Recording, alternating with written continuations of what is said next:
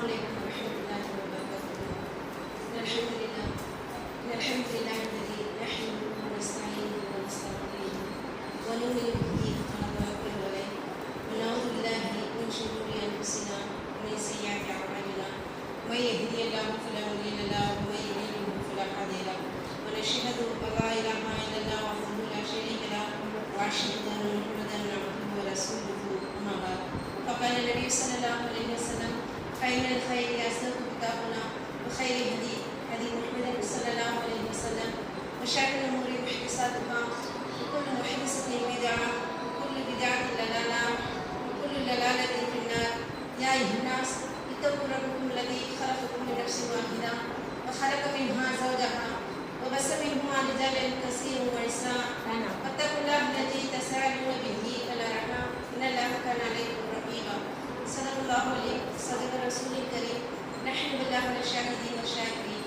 நாம் அனைவரும் இல்லம் படைத்து பரிபாலித்துக் கொண்டிருக்கக்கூடிய இறைவனாகிய அல்லாஹ்வுக்கு எல்லா புகழும் ஸலவாத்தும் ஸலாமும் உலகத்துக்கு ஒரு அருள்பொழியாகவும் இறுதி நபி நம்பப்பட்ட முஹம்மது நபி ஸல்லல்லாஹு அலைஹி வஸல்லம் அவர்கள் மீதும் அவருடைய சொல் செயல் அனைத்தும் தம்மால் என்றால் பின்பற்றும் அந்த சத்திய சஹாபாக்கள் மீதும் சஹாபி பெண்மணிகள் மீதும் தாபீயின் மீதும் மற்றும் தபா தாபீயின் மீதும் அல்லாஹ்வுடைய மார்க்கத்தை இன்று வரை நம்மிடத்தில் தூய்மையான முறையில் கொண்டாந்து சமர்ப்பித்த அனைத்து முஸ்லிம்கள் மீதும் அல்லாஹ்வுடைய மார்க்கத்தை கேட்டறிந்து அதன் பிறகு உண்மை வாழ்ந்து மறுமை வெற்றி பெறணும் என்ற திருநோக்குடன் வந்தவங்கள நம் அனைவர் மீதும் எல்லாம் உள்ள அல்லாஹ்வின் மற்ற பேர்களும் கருணையும் வாக்களிக்கும் என்று நிலவட்டும் என்று பிரார்த்தித்தலாக எனது உரையை ஆரம்பம் செய்கிறேன். அல்ஹம்துலில்லாஹ்.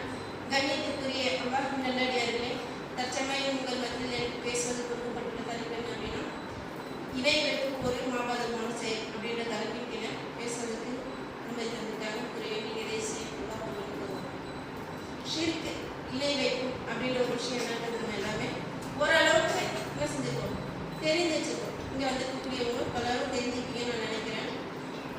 அதாவது இருந்தாலும் ஒரு சில விஷயங்களை ஒன்றை நான் சின்னதாக ஒரு அறிமுகத்தோட இந்த தலைப்புக்குள்ள நுழைகிறேன். ஷிர்க் அப்படின்றது என்ன அப்படின்னா, நம்ம எல்லாரும் இங்கே வந்து முஸ்லீமாக இருக்கிறோம் அப்படின்னா ஒரு வார்த்தை சொல்லிக்கிட்டு தான் இங்கே எல்லாரும் நம்ம என்ன செஞ்சுக்கோம், நம்மை நாம் முஸ்லீமாக அடையாளப்படுத்திக் கொண்டு நம் வாழ்க்கையில் நடைமுறைப்படுத்திக்கணும். அந்த ஒரு வார்த்தை அது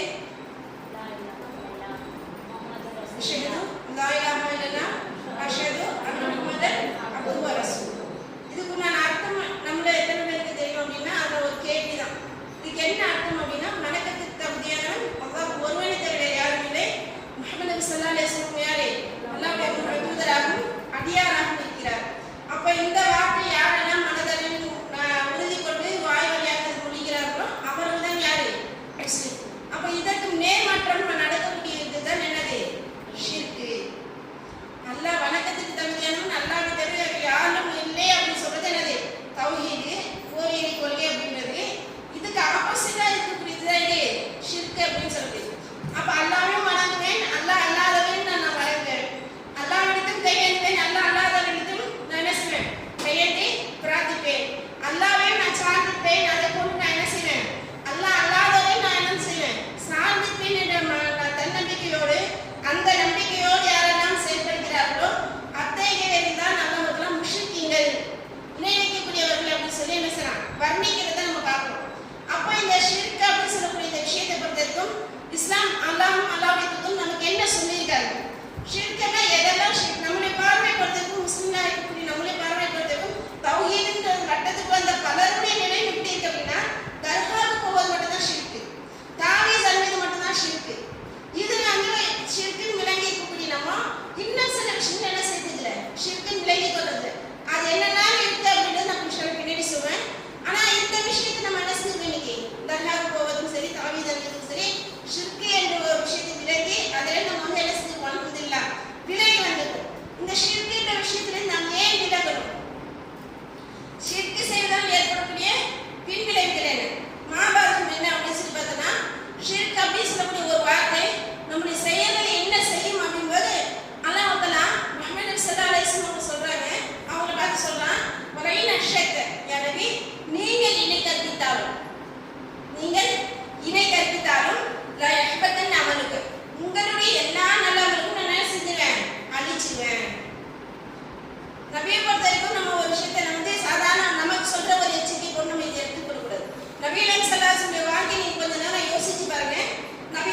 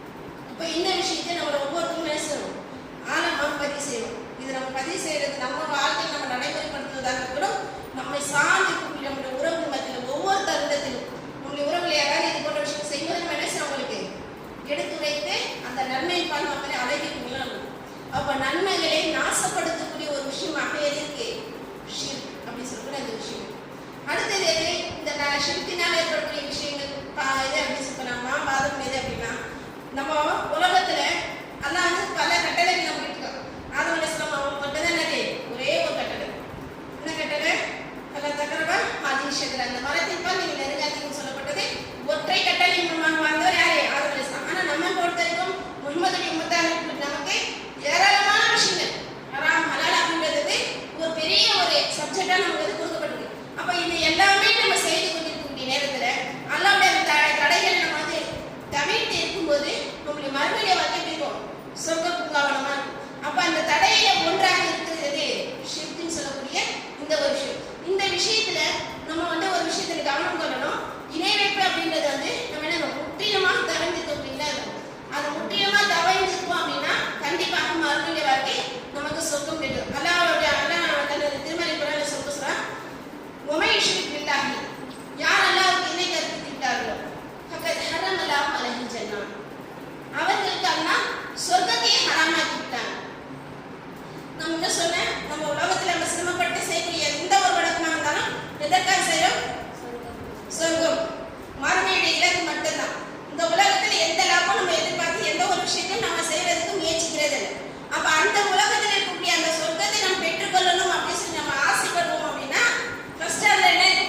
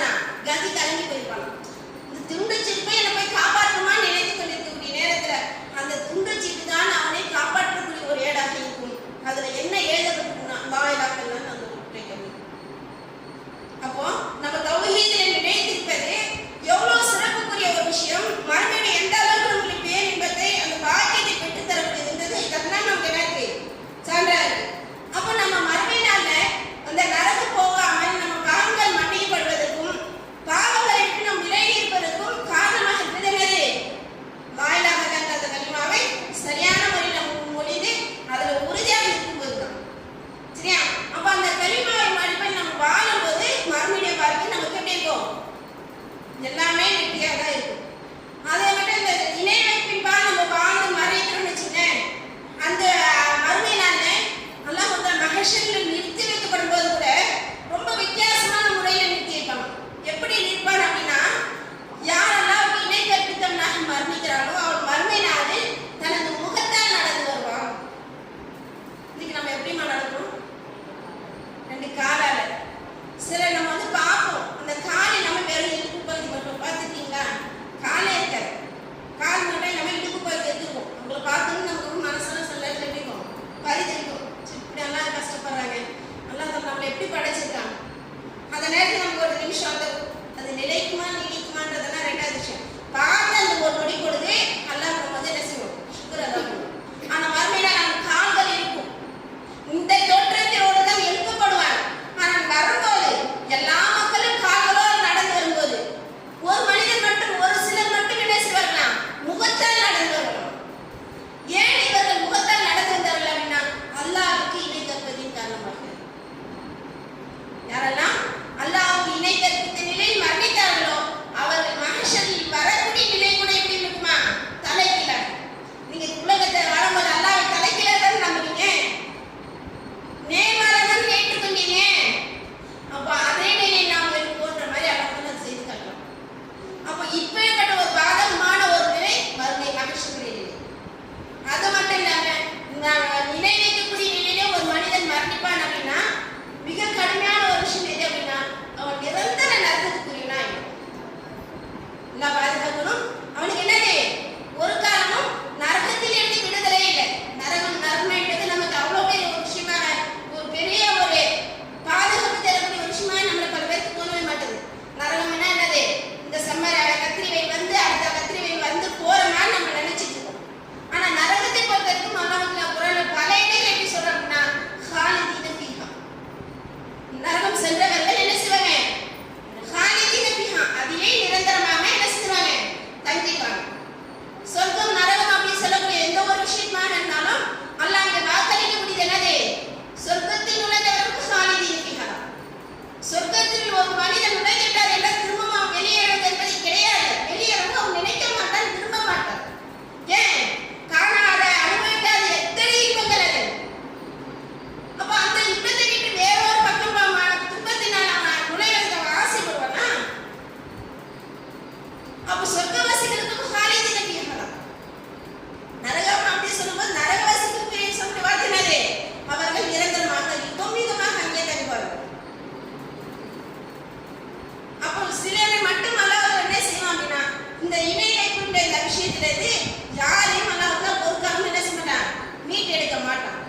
அதாவது அல்லாஹ்வை வணங்க கூடியவர்கள் மட்டும்தான் இடைப்பட்ட நேரங்களில் அவர்கள் தவறு செய்திருப்பார்கள். அல்லாஹ்வுக்கு இணை வைப்பு என்று அல்லாத மற்ற ஏதேனும் சில தவறுகள், நோன்பு தொழாமல் இருப்பதோ அல்லது நோன்பு வைக்காமல் இருப்பதோ, அதே மாதிரி சில நேரங்களில் மறதின் காரணமாக அல்லாஹ் தடை விதித்த விஷயங்கள் பேசுவது மூலமாகவோ வேற வேற சில தவறுகள் நாம் செய்திருக்கோம் அப்படின்னா அல்லாஹ் நாடி ஃபர்ஸ்ட் சொன்னா, இன்னல்லாஹ் லா யக்ஃபிரு அன் யுஷ்ரக பிஹி வ யக்ஃபிரு மா துன தாலிக லிமன் யஷா. அல்லாஹ் நாடியவர்களுக்கு இணை வைப்பு அல்லாத ஏனைய தவறுகளை என்ன செய்வான், மன்னிப்பான். ஆனா உறுதியாக என்ன செய்ய மாட்டான், அல்லாஹ் இணை வைப்பு என்ற ஒரு விஷயத்தை மன்னிக்க மாட்டேன்ட்டான். அப்போ சிறு சிறு மற்ற இணை வைப்பு இல்லாத மற்ற விஷயங்களை அல்லாஹ் நாடியவர்களுக்கு என்ன செய்வான், அந்த நரகத்திலிருந்து மன்னித்து சில காலங்களுக்கு பிறகு மீட்டு எடுத்து சொத்துக்குள்ளாங்க. அந்த நரகத்திலே நாம் மீண்டு வருவதற்கு கூட காரணமாக இருக்கிறதே இந்த லா இலாஹ இல்லல்லாஹ் ஒரு வார்த்தை தான். அதில் நம்ம உறுதியாக இருந்ததுனால தான் அதுல நம்ம என்ன செய்யணும், வெளியே வரக்கூடிய சூழ்நிலை ஏற்படுது. அப்ப யாரெல்லாம் அந்த வார்த்தைக்கு நேர்மாறாக நடந்து கொண்டார்களோ அவர்கள் எல்லாம் என்ன செய்வாங்க, கடைசி வரைக்கும் அந்த நரகத்திலே தங்குவாங்க.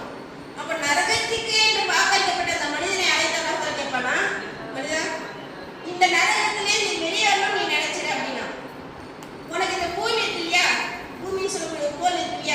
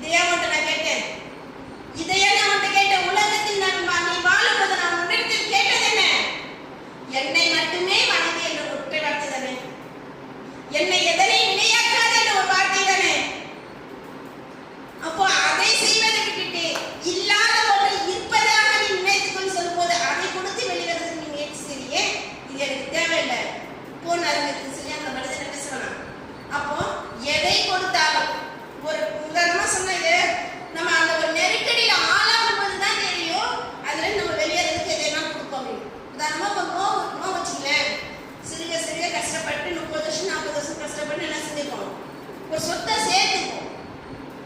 நம்ம குடும்பத்தில் ரொம்ப முக்கியமான ஒரு நபர் அப்படின்னு நினைக்கக்கூடிய ஒரு நபருக்கு வராத கடுமையான ஒரு நோய், பல லட்சங்கள் செலவு செய்து அந்த நோயை தீர்க்க முடியுமா அப்படின்னா சொத்தை வேணும்னு ஆசைப்படுமா, உயிர் வேணும்னு ஆசைப்படுமா? இதை கொடுத்துட்டு அதை மீட்டுலாம் நினைப்போம். வீடு என்ன வீடு, வாடகை வீட்டுல இருந்து வாங்கிட்டு போயிடலாம். இந்த உயிர் வருமா, இந்த உறவு வருமா? அப்ப நம்ம நினைக்கிற உலகத்திலே இருக்கு பல விஷயங்கள் நம்ம முன்னாடி கொண்டாந்து காட்டுற இதுவா அதுவா எதை நினைக்கிறேன்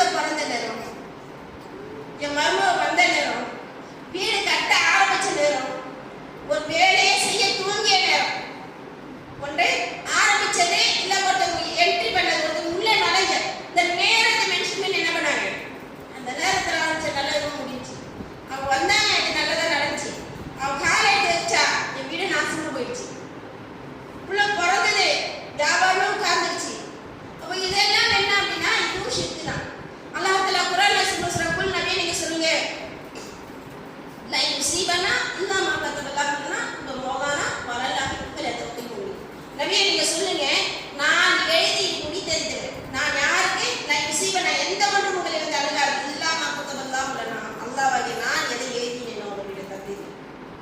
அதை தாண்டி எந்த ஒன்றும் என்ன செய்கிறாரு, மாறுதல் அடைந்திடாது. அதெல்லாம் ஊமைகளாக இருப்பீர்கள் அப்படின்னா அல்லாஹ்வை சார்ந்து எது நடந்தாலும் சரி, இதனால அது நடந்துருமா, அதனால இது நடந்துருமா, பக்கத்து கடை கொஞ்சம் கடை ஆரம்பிச்சுன்னா அதனால என் கடை டவுனா போயிடுச்சு, நான் செய்யறது பார்த்து இன்னொருத்தவங்க அது செஞ்சுட்டாங்க அதனால வியாபாரம் இல்லாம போயிடுச்சு, நம்ம இப்படியா பேசுறேன்னு இதெல்லாமே என்னது ஷிர்க்கு தான். ஒருத்தவங்களால இன்னொருத்தவங்களுக்கு பாதிப்பு ஏற்படுத்த முடியும், ஒருத்தவங்களுடைய வியாபாரம் இன்னொருத்தவங்க வியாபாரத்தை கெடுக்க முடியும் அப்படின்னு நம்ம நம்புறோம்னா அல்லாஹ் வந்து ஒரு வசனத்தை சொல்றானே, நீங்க இந்த வானத்தில் பறக்கக்கூடிய பறவைகளை நீங்க பார்க்கலையா, காலையிலே வெளியே போகுது எப்படி போகுது, வெறும் வயிற்றோட போயிட்டு மாலை வீடு திரும்பும் போது கனத்த வயிறு நிரம்பியதாக அது கூட்டத்தில் திரும்புகிறது, அதற்கு நீங்கள் உணவளிக்கிறீங்களா, அதற்கு நீங்க ரிஸ்க் தரீங்களா இல்ல நான் தருமா அப்படின்னு நம்ம பார்த்து கேட்கிறானே. அப்போ எத்தனையோ பறவைகளுக்கு நம்ம யாரு எந்த பறவை நம்ம சோறு வச்சோம், மாடியில் நம்ம வீடுகளை யாருக்காவது நம்ம பறவைகளுக்கு நாய்களுக்கு மற்ற உயிருக்கு அவங்க டெய்லி உணவு வச்சிருக்கோமா. ஆனா அல்லாஹ் சொல்றான் ஒவ்வொன்றுக்கும் நாம் என்ன செய்றோம், ரிஸ்க்குக்கு பொறுப்புதாரியாக நாம் இருக்கிறோம், நாம் தரோம். போகும்போது காலையில எம்டி ஸ்டொமக்ல இது போனாலும் வெளியே ரிட்டர்ன் திரும்பி வரும்போது எப்படியாது கனத்த வயிறோடு வீட்டுக்கு திரும்புது அப்படின்றாங்க. அப்ப அவருக்கு அந்த பறவைக்கு இருக்கு வெளியே போனா நம்ம உண்டு நமக்கு தேவையான நம்ம சேமிச்சு தான் வீட்டுக்கு வரணுன்ற நம்பிக்கை. ஆனா நம்ம என்ன நினைக்கிறோம், ஒருவருடைய கடையின் மூலமாக, ஒருவருடைய வியாபாரத்தின் மூலமாக, ஒருவருடைய செயல் மூலமாக நம்முடைய வேலைகள், நம்முடைய பொருளாதாரம், நம்முடைய எல்லாவற்றும் என்ன செய்யும் இலக்குள்ளாகும். நம்மளோட நம்பிக்கை நம்முடைய செயல்கள் இருக்கு அப்படின்னா நம்ம எங்க இருக்கோம், லாயகம்ல இருக்குமா. அல்லாஹ் ரிஸ்க் அல்லாஹ்வுடைய அல்லாஹ் ஷிர்க் அப்படின்றது நம்ம வந்து அல்லாஹ்வுடைய பிரார்த்தனை மட்டும் ஷிர்க்னு இல்லை, அல்லாஹ்வுடைய பண்புல ஒன்று என்னது ராசி ராசி உணவளிப்பவன், ரிஸ்கை தரக்கூடியவன். அந்த ரிஸ்க் அவனா மட்டும்தான் தரணும் நம்பிக்கை என்னுடைய உள்ளத்துல உறுதியா இருந்தது அப்படின்னா நம்ம என்ன செய்ய மாட்டோம், தவறு நினைக்க மாட்டோம். அப்போ ஒவ்வொரு விஷயத்திலும் சரி, ஒருவருடைய வருகை வீடுகளில் நம்ம முஸ்லிம் சமூகம் நம்ம தௌஹீத் சமூகத்தில் கூட ஒன்று ஆரம்பிச்சது, இது செய்ய ஆரம்பிச்சதுனால இது நடந்துவிட்டதோ அப்படின்ற ஒரு மனசுல ஒரு சிந்தனை ஏற்படுது அப்படின்னா இது யாருடைய சிந்தனை, ஷைத்தான் நம்மளை அப்படிதான் மெல்ல மெல்ல என்ன செய்வான், வந்த வழியை திரும்ப மெதுவா அழகான முறையில் காட்டி நம்மளை என்ன செய்வான் பழைய பாதி கலைச்சிட்டு போவோம். அப்ப ஷிர்க் அப்படின்னு சொல்லக்கூடியது வந்து வெறுமனே தர்காவுக்கு போறது அல்லது ஜோசியம் பார்க்கறது அல்லது காண்பது தாவீஸ்களுக்கு மட்டுமல்ல, இது போன்ற விஷயங்களும் என்னது ஒருவருடைய பிறப்பு நம்முடைய வாழ்க்கையை மாற்றி இருக்கு, ஒருவருடைய வருகை நம்முடைய வாழ்க்கையை மாற்றி இருக்கு, ஒரு செயல் நம்முடைய செயல் ஆரம்பித்த நேரம் மாற்றி இருக்கு அப்படின்னா இது எல்லாமே என்னது ஷிர்க் தான். அப்போ இந்த மாதிரி ஷிர்கான விஷயங்களை நம்ம என்ன செய்யணும், முற்றிலுமாக தவிர்த்துக்கூடியவங்களா இருக்கும். அந்த ஷிர்க்ல நம்ம நிலைத்திருக்கோம் அப்படின்னா மறுமையில் எந்த பேரின்பத்தையும் நம்மளால என்ன செய்யாது பெற்றுக்கொள்ள முடியாது.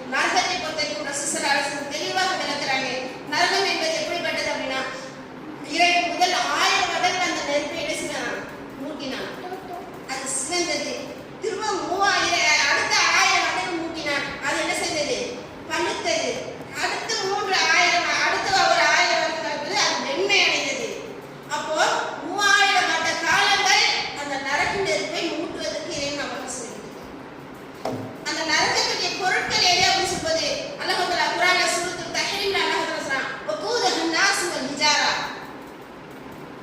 வகூதுஹன் நாஸ் வல் ஹிஜாரா நரகத்துடைய எரிபொருளானது தீய மனிதர்களும் கற்களும் தீய மனிதர்களும் கற்களும் இன்னொரு இடத்துல அல்லாஹ் தஆலா சொல்றான் ஜின்களும் மனிதர்களும் கற்களுமே நரகத்துடைய எரிபொருள். அப்போ இந்த மெட்டீரியல் கொண்டுதான் அந்த நரகத்தை அல்லாஹ் தஆலா என்ன செஞ்சிருக்கான் தயார் பண்ணிருக்கான் சித்தப்படுத்திருக்கான்.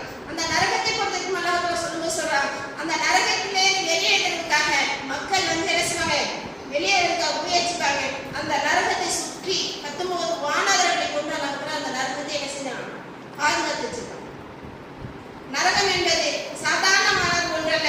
ரசூல் ஸல்லல்லாஹு அலைஹி வஸல்லம் அந்த நரகத்துடைய தண்டனையில மிக மிக மிக எளிமையான மிக மிக மிக குறைவான ஒரு தண்டனை பற்றி ரசூல் ஸல்லல்லாஹு அலைஹி வஸல்லம் சொல்றாங்க. ஒரு மனிதனுக்கு தனது காலுக்கு கீழே ஒரு நெருப்புடைய கங்கு வைக்கப்படும். நெருப்புடைய கங்கு வைக்கப்படும். அந்த கங்கினால் அவனுடைய தலையில மூளை பொங்கி வலிந்து கீழே வரும். இங்க வச்ச இந்த காலுக்கு அடியில பாதத்துக்கு கீழே வைக்கப்பட்ட அந்த நெருப்புடைய கங்குடைய வீரியம் என்ன செஞ்சான் தலைக்கு மேல இருக்கக்கூடிய மூளையை பொங்கி வெளியே வரக்கூடிய அளவுக்கு தன்மையுடையதாக இந்த நரகத்தை இறைவன் படைச்சிருக்கான்னு சொல்லி ரசூல் ஸல்லல்லாஹு அலைஹி வஸல்லம் சொல்றாங்க. அல்லாஹ் தஆலா குர்ஆன்ல நரகத்தை பற்றி சொல்லும்போது சொல்றான் லவாஹ்தலில் பஷர் மனிதருடைய தோள்களை கருக்கி வெளியேற்றிடும். லா துபுக்கி வலா தஸர் அது எந்த ஒன்றையும் என்ன செய்யாது விட்டு வைக்காது. எதுவுமே பாக்கி இருக்காது. போட்ட மாத்திட்டு எல்லாமே பஷ்பமாக அதை சாம்பலாக மாற்றக்கூடிய அளவுக்கு தான் அந்த நரகம் இருக்கும். அப்போ அப்படி சாம்பலா மாற்றிட்டுன்னா முடிஞ்சிருச்சு இல்லையா அப்படின்னு நம்ம நினைக்கலாம். ஆனால் அல்லாஹ் திரும்பவும் மனிதனுக்கு அந்த ஒவ்வொரு செல்லுக்கும் கட்டளையிடணும் பழைய நிலைக்கு மாறும். கருகிய நிலையிலே மரணித்து முடிந்துவிடும் வாழ்க்கை என்பது இல்லை.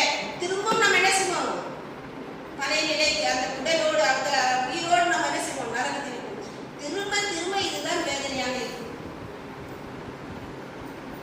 சுற்றிலும் எதை சுற்றினாலும் நரகம் வேதனை நெருப்பு மட்டுமே. அதுதான் வேறு ஒன்றுமே இல்லை.